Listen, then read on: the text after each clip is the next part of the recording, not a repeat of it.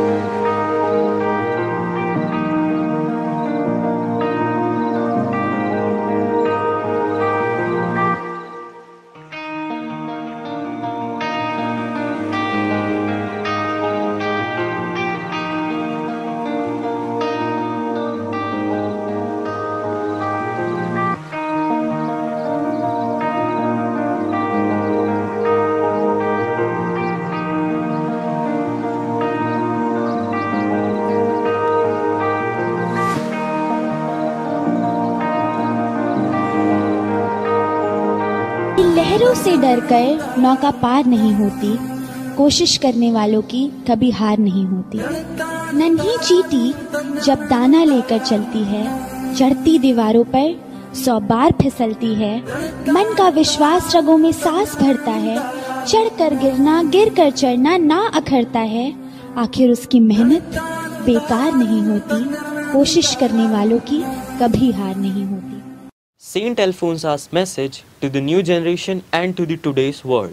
To this society as a whole, Saint Alphonsa would likely speak about the need for love, harmony, and unity. She believed in the power of love to overcome difference and bring people together. Saint Alphonsa would advocate for a society where people treat one another with respect, empathy, regardless of their background, caste, or religion. She would remind society to prioritize the well-being of others, especially the marginalized and vulnerable, and to work towards justice and equality for all. Additionally, Saint Alphonsa would stress the significance of prayer and spiritual growth. Overall, Saint Alphonsa's message to the new generation and society would revolve around faith, perseverance, humility, love, service, unity, and prayer. Her life serves as an inspiration for people to live virtuous lives and make a positive difference in the world around them.